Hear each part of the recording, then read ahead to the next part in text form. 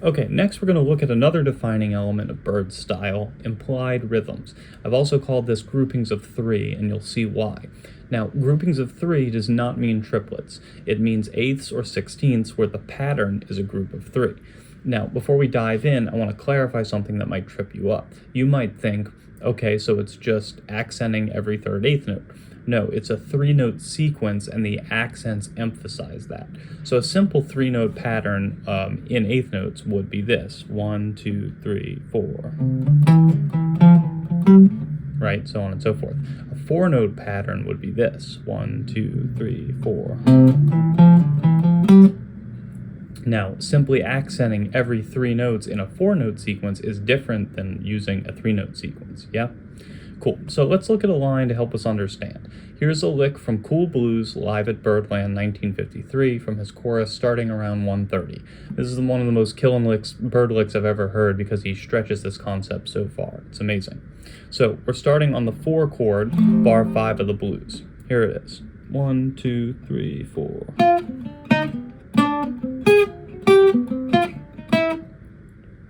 Now, if we zoom in on this first phrase and strip it down to only the points of resolution, we would end up with this figure.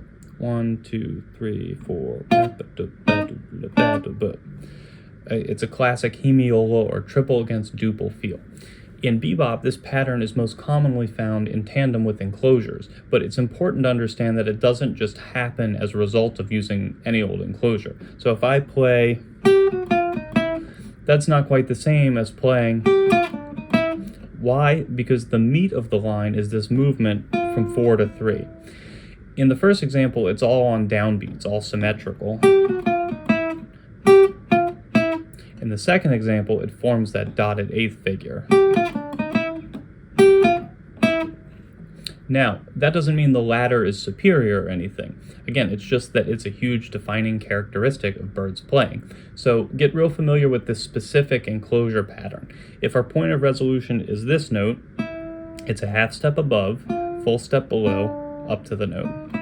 I'm not using numbers or scale degrees for a reason, which I'll get to in a bit.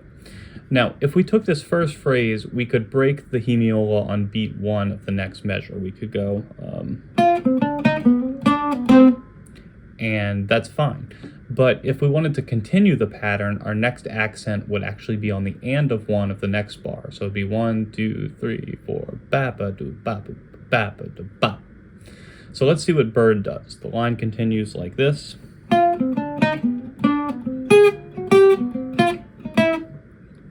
Okay, so I just talked about that enclosure pattern. Here we can immediately identify 2 more iterations. At first glance, this might confuse you. What is an A flat doing here in a C blues? But remember, as I mentioned in the displacement video, Bird would often insert his blues for Alice subs into any old blues, and that's what he's doing here. He's implying the minor 4 chord and resolving that to 1 or 3. It's the same thing. The second iteration uses the same pattern. Now, the reason I didn't use scale degrees before is that I want you to understand that the structure of these two ideas is the same, but the function is different. So in the first one, the point of resolution is the 5th of the 1 chord. This most often manifests as flat 9 on the 5 chord, like so. The second one is the 4 to 3 motion. Same structure, but different harmonic applications. So why am I going on about this line being amazing? Well, check it out. If we were to remove everything but the hemiola pattern, we'd be left with this. 1, 2, 3, 4.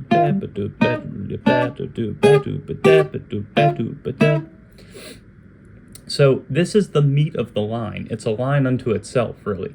Everything else is like embellishing this core content. The whole phrase is mostly eighth notes, sure, but the implied rhythm of the hemiola is providing a structure beyond that. Make sense? If you transcribe a lot of Bird, you'll see how often it comes up and how it really is a part of what makes him him.